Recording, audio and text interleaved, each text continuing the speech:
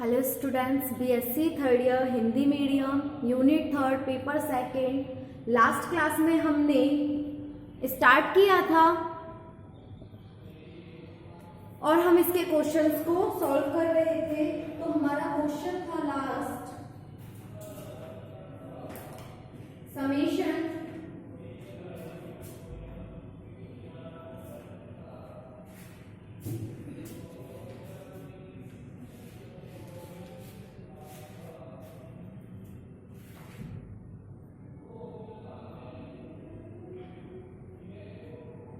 Z की power n upon n का factorial. तो आज हम नेक्स्ट क्वेश्चन सॉल्व करेंगे। नेक्स्ट क्वेश्चन है हमारे पास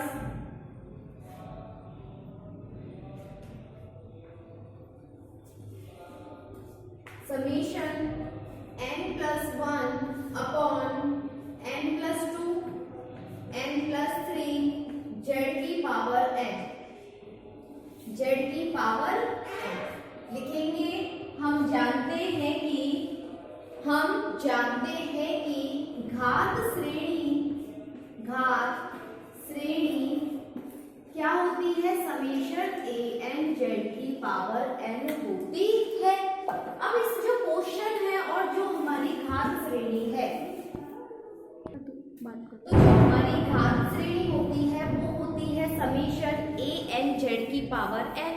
हम क्या करेंगे, इस और जो हमें क्वेश्चन दिया हुआ है दोनों की तुलना करेंगे, और जब हम तुलना करेंगे तो हमारे पास मान किसका आएगा? an का मान आएगा। तो हमारे पास an का मान है n+1 upon n+2 and n+3। क्या मान है हमारे पास? n+1 upon n+2 n+3। अब हम देख रहे हैं इसमें कि जो हमारे पास an का मान है, क्या उसकी पावर घात में n है? क्या इसकी n घात है? नहीं है।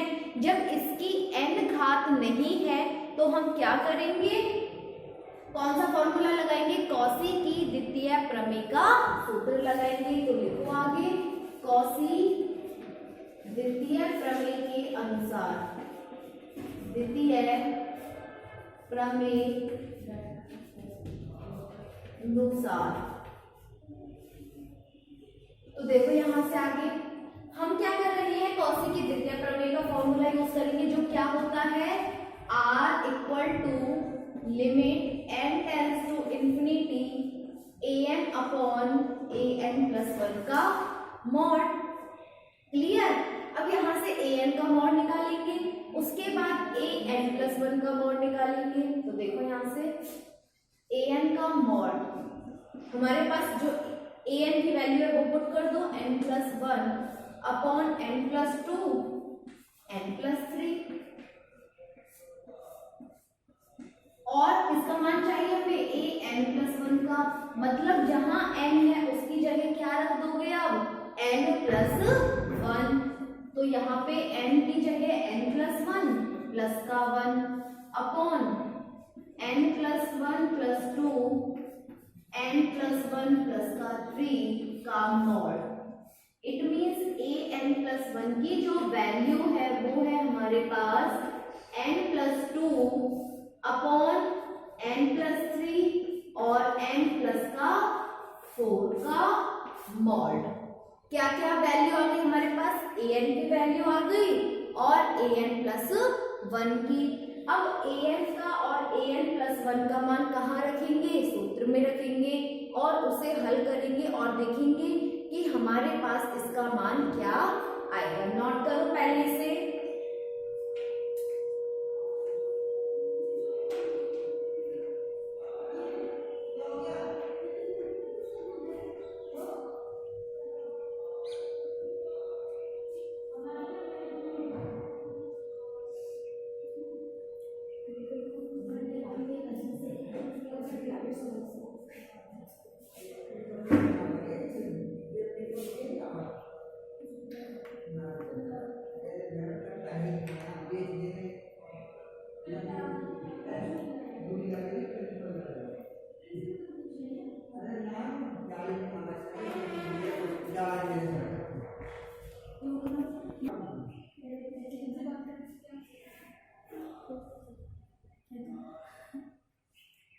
दो राउंड पहले जब कर देती ना राउंड में बताते मैडम मेरा खुद ही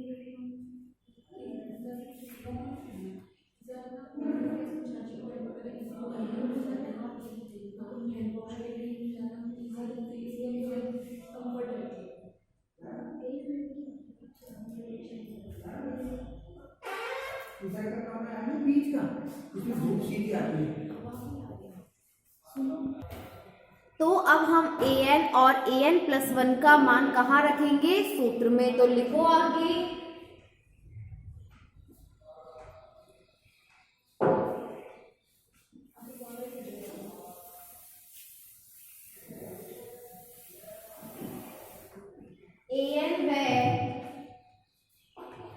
an व an+1 का मान सूत्र में रखने पर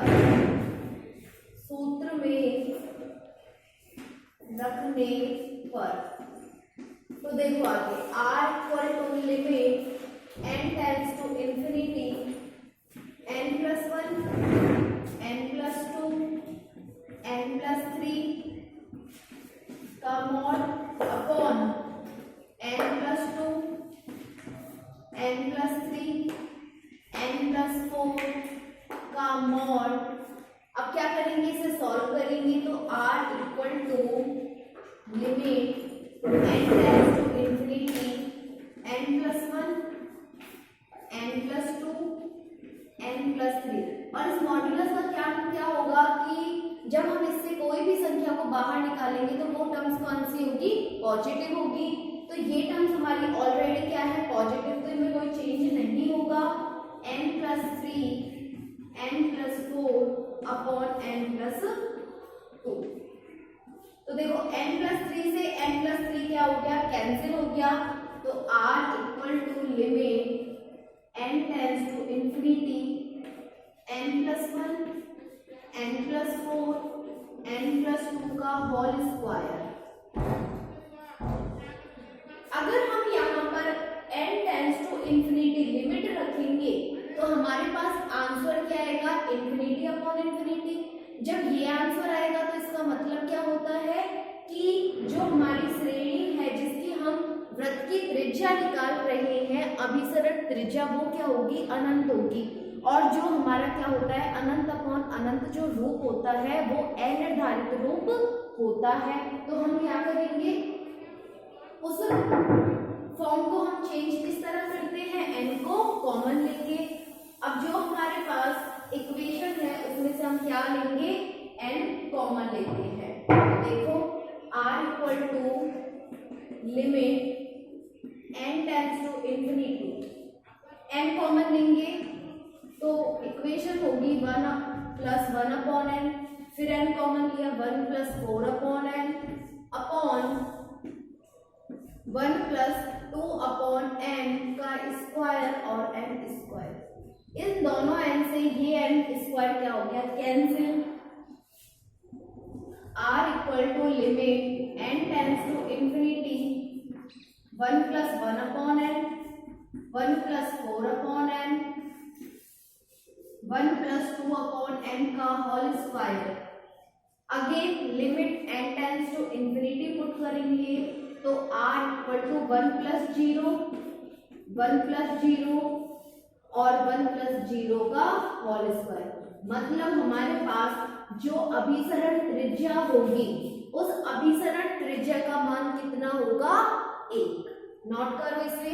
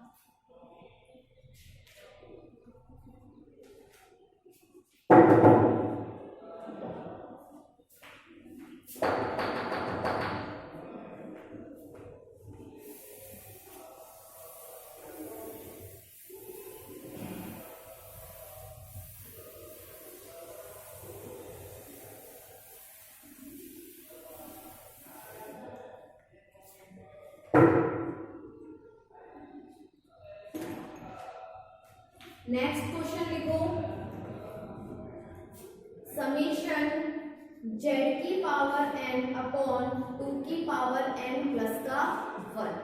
क्या क्वेश्चन है हमारे पास नेक्स्ट, जेड की पावर एन अपॉन 2 की पावर एन प्लस 1 लिखेंगे। इसमें हम जानते हैं कि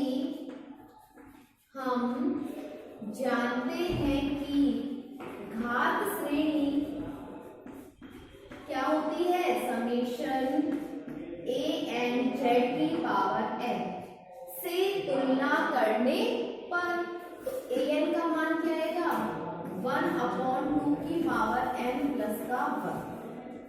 अब देखो यहाँ पर हमारे पास मान किसका है, ए एन का, और हमें कौन सा फॉर्मूला यूज करना है, कॉची की द्वितीय प्रमेय का या कॉची हाडामाड का, ये किस पर डिपेंड करता है, इस ए एन के मान पर। अगर ए एन के मान में पावर क्या है, एन है, तो हम कॉची हाडामाड का लेंगे।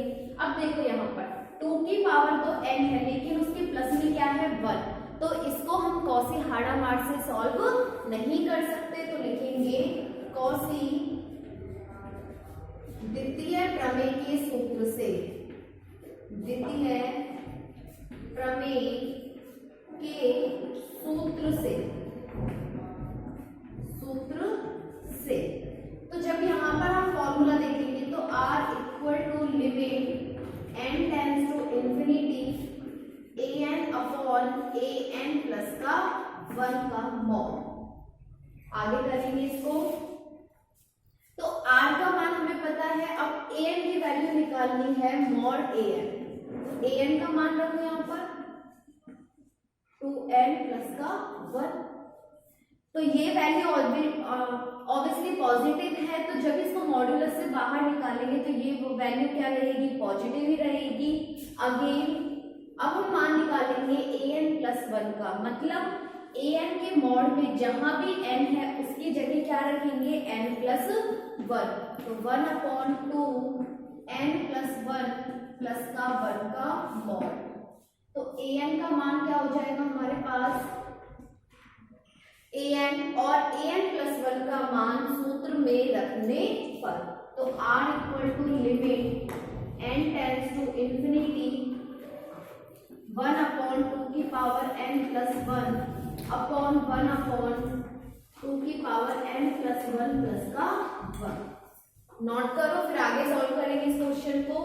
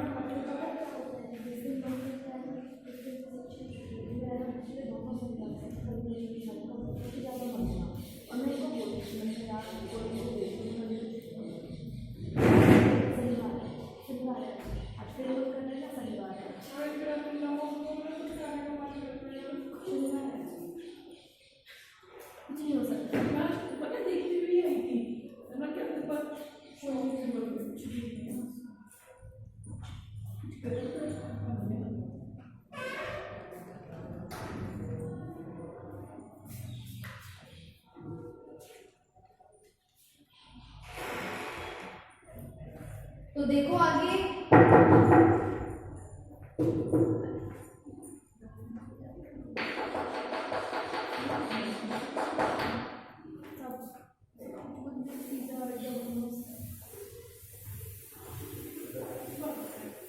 देखो आगे r equal to limit n tends to infinity 1 upon 2 n plus 1 into 2 n plus 1 plus 1 upon 1। It means r equal to limit n tends to infinity 1 upon 2n plus 1 into 2n dot 2 plus का 1 upon 1।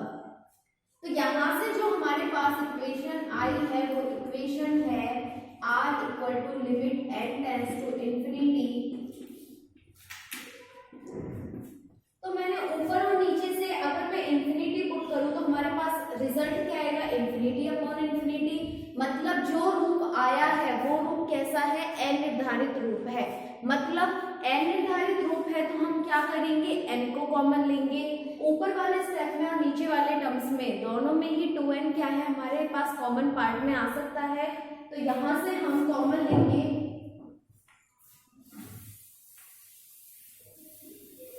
देखो next step में r equal to limit n tends to infinity, 2n को मैंने यहां से common लिया, क्या बचेगा 2 प्लस 1 बाई 2 की पावर n अपॉन 2n यहां से कॉमन लेंगे तो 1 प्लस 1 अपॉन 2 की पावर n, 2 की पावर n से 2 की पावर n हो गया कैंसिल। इट मींस जब हम इसमें limit n tends to infinity put करेंगे तो 1 अपॉन इंफिनिटी का मान होता है 0, मतलब r equal to 2 plus 0 upon 1 plus का 0। इट मींस जो हमारे पास अभिसरण त्रिज्या होगी उसका मान क्या आएगा 2। तो नोट करो इसे।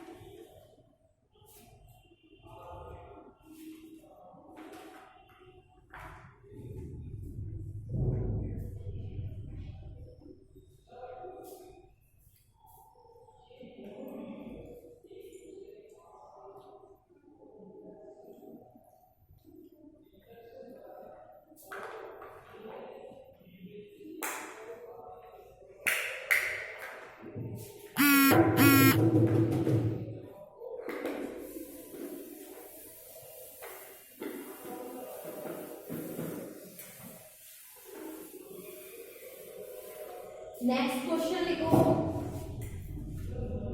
और ये आपका लास्ट क्वेश्चन है इस चैप्टर का। Z square plus 1 upon iota plus 1 की पावर n स्क्वायर। क्लियर? तो हम जानते हैं कि घात श्रेणी, हम जानते हैं कि घात श्रेणी क्या होती है, समेशन a n z की पावर n से तुलना करने पर। अब ये जो आपका ऊपर वाला पार्ट है जेड स्क्वायर प्लस 1 की पावर n, ये क्या है आपका जो जेड n है ना इसी के सिमिलर है। मतलब जेड अगर -2 के साथ है तो वो भी कौन सी टर्म्स होगी, पूरी जेड की टर्म्स ही हम लेट करते हैं।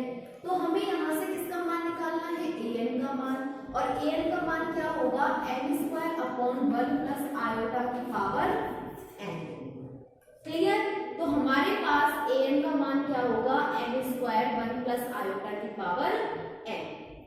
अब यहाँ से हम मान निकालेंगे आगे कि n की पावर क्या है ऊपर स्क्वायर, मतलब n की पावर स्क्वायर है, तो यहाँ n की पावर n नहीं है।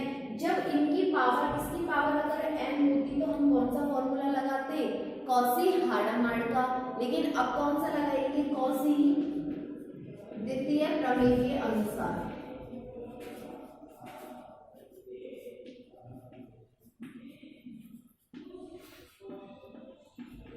और जब कॉसी के अनुसार हम देखेंगे तो हमारा फॉर्मूला क्या होता है, r equal to limit n tends to infinity an upon an plus 1 का मॉड। आफ्टर दैट an का मॉड क्या होगा हमारे पास, n स्क्वायर 1 प्लस आयोटा की पावर n और an प्लस 1 का मॉड। अब देखो फर्स्ट ऑफ ऑल हम क्या करेंगे कि यहाँ पर क्या करेंगे, an प्लस 1 के लिए जहां n है उसकी जगह क्या रख देंगे, n प्लस 1। तो हमारे पास टर्म्स होगी n प्लस 1 का स्क्वायर अपॉन 1 प्लस आयोटा, यहाँ क्या है n, तो n किस में चेंज हो जाएगा, n+1 में। अब इन दोनों का मान कहाँ रखेंगे, सूत्र में। तो r equal to limit n tends to infinity n square 1 plus iota की पावर n अपॉन n+1 का होल स्क्वायर 1 प्लस आयोटा की पावर n+1 का मॉड। क्लियर, नोट करो पहले यहां तक, फिर इससे आगे सॉल्व करेंगे इसे।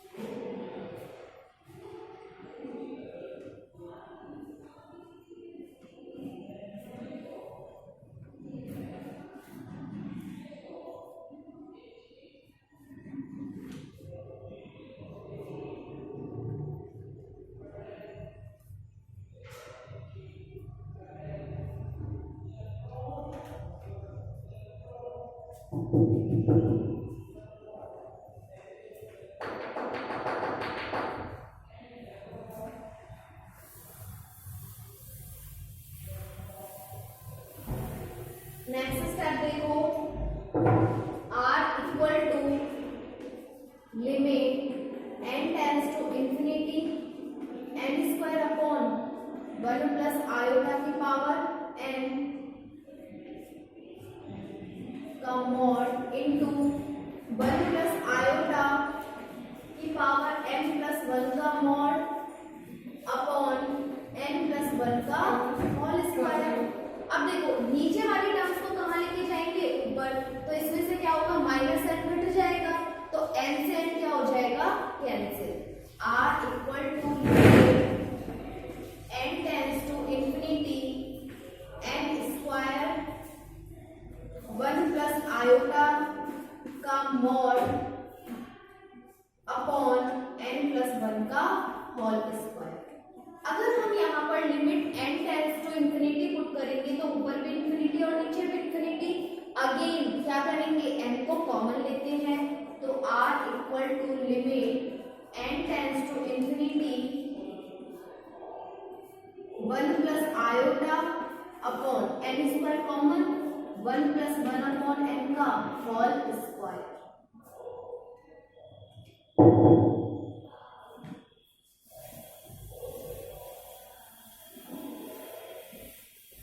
नेक्स्ट स्टेप देखो, r equal to limit n tends to infinity. अब इस n स्क्वायर से ये n स्क्वायर क्या होगा, कैंसिल। तो हमारे पास क्या टर्म्स बचेगी, 1 अपॉन 1 प्लस 1 अपॉन n का होल स्क्वायर और 1 प्लस आयोटा।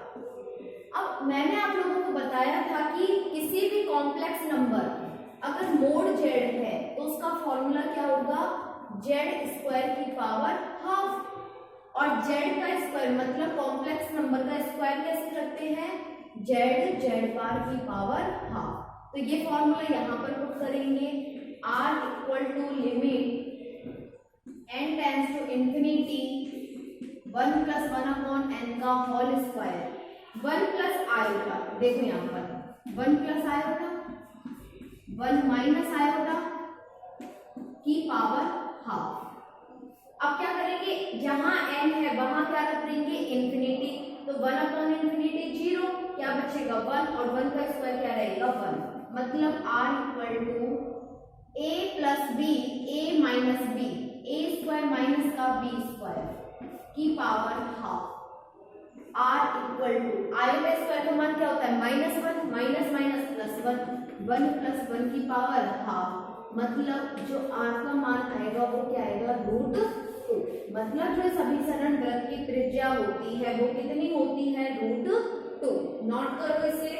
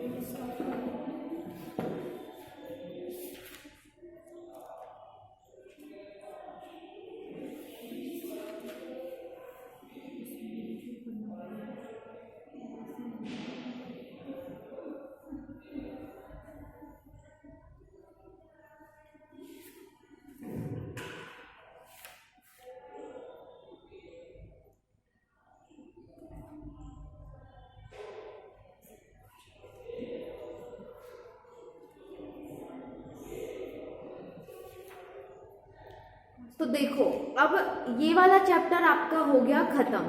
इसके अलावा जो आपके सिलेबस के अकॉर्डिंग इस यूनिट में है वो क्या क्या है वो मैं बता देती हूँ। इसके अलावा इस यूनिट में 3 प्रमेय और करनी है हमें। कौन कौन सी? टेलर प्रमेय, लॉरेंट प्रमेय और महत्तम मापांक प्रमेय। इन तीनों प्रमेय के बाद आपकी ये वाली यूनिट खत्म हो जाएगी। और जो ये आपकी प्रमेय हैं ये हैं आपके चैप्टर 8 में। अब खुद सोचो, चैप्टर 4 के बाद कौन सा आ गया सीधा? चैप्टर 8। तो पहले मैं आपको चैप्टर 8 स्टार्टिंग से करवाऊंगी, या फिर मैं देख लूंगी अगर इन तीनों प्रमेय में आपका स्टार्टिंग का कोई भी पार्ट नहीं है तो मैं इनको कंप्लीट करवा दूंगी, ताकि आपकी 3 प्रमेय के बाद ये वाली यूनिट खत्म हो जाएगी। ठीक है।